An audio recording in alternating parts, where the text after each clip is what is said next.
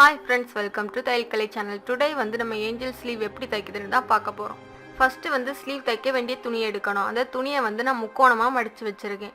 இந்த துணியில வந்து ஓபன் இருக்கக்கூடிய பக்கம் வந்து ஸ்லீவ்க்கு ஃப்ரண்ட் சைடு பக்கமும் மடிப்பு பக்கம் இருக்கக்கூடிய பக்கம் வந்து ஸ்லீவ்க்கு அடிப்பக்கமும் வரது மாதிரி தான் நம்ம கட் பண்ண போறோம். இதை நான் வரையதுக்காக வந்து ஏற்கனவே தச்ச ட்ரெஸ்ல உள்ள ஆம்போல் அளவை வச்சு நான் இதில் வந்து மார்க் பண்ணி வச்சிருக்கேன். நான் வந்து ஷார்ப்பாக இருக்கக்கூடிய பக்கத்துல இருந்து கீழே வரைக்கும் வந்து நான் 5 இன்ச் மார்க் பண்ணியிருக்கேன். இது வந்து 2 சைடு ஓப்பன் இருக்கக்கூடிய பக்கம். மடிப்பு பக்கத்தில் நான் 9 இன்ச் மார்க் பண்ணியிருக்கேன். இதை வந்து ஸ்லீவ் வரையலாம்.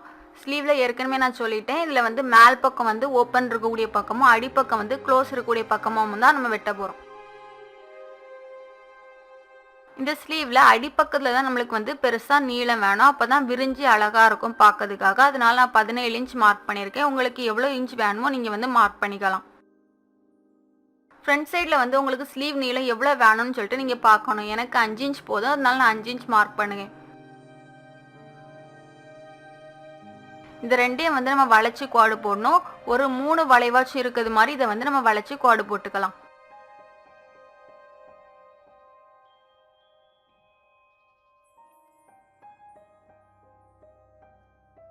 இனி இந்த ஸ்லீவை வந்து நம்ம கட் பண்ணி எடுக்கணும்.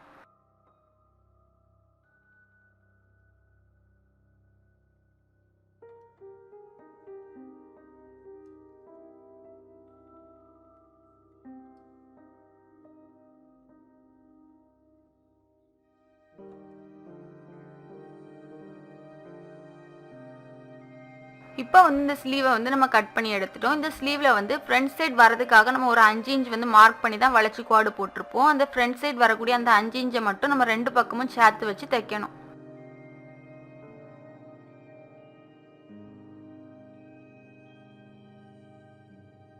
இனி வந்து இந்த ஸ்லீவ்க்கு அடிப்பக்கத்தை வந்து நம்ம மடிச்சு தைக்கலாம். இது வளைவான பக்கம் வந்து நிறைய இருக்கனால நம்மளால வந்து மடிச்சு தைக்க ரொம்பவே கஷ்டமா இருக்கும். அதனால ஒரே ஒரு மடிப்பு வச்சு ஃபர்ஸ்ட் சுத்தியும் தைக்கணும்.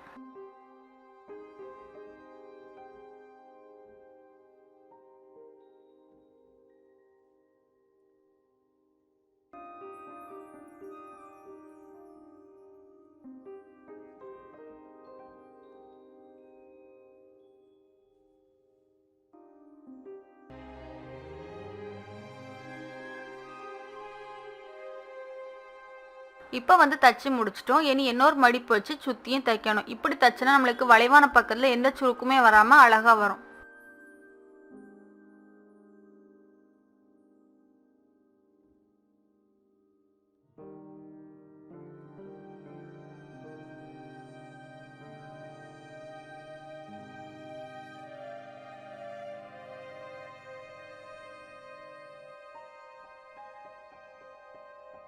இந்த ஸ்லீவ்ல வந்து ஃப்ரண்ட் சைடில் ஏற்கனவே நம்ம 5 இன்ச் வந்து ஸ்டிச் பண்ணி வச்சிருக்கோம். இதுதான் அடையாளம் சென்டர் பாயிண்ட்டுக்காக. இது ஸ்லீவ்க்கு ஃப்ரண்ட் சைடு வரக்கூடியது. அதனால இதை வந்து துணிக்கு ஷோல்டருக்கு சென்டரில் வச்சு நம்ம வந்து சுற்றியும் தைக்கணும். ஏற்கனவே வந்து இந்த ஆம்ஹோல் அளவு வச்சு தான் நம்ம வந்து ஸ்லீவை கட் பண்ணி எடுத்துருக்கோம். அதனால நம்மளுக்கு வந்து தைக்கும் போது எந்த சுருக்குமே இல்லாமல் கரெக்டாக அதே அளவில் நம்மளுக்கு ஸ்லீவ் வந்துடும்.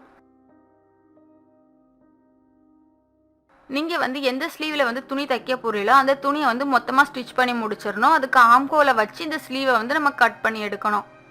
அப்போ தான் நம்மளுக்கு வந்து கரெக்டான அந்த ஸ்லீவ் அளவுக்கே வந்து துணி பத்தும், இல்லாட்டி சுருக்கு வரும். இப்படி தான் வந்து இந்த ஸ்லீவை வந்து நம்மளால ஸ்டிச் பண்ண முடியும்.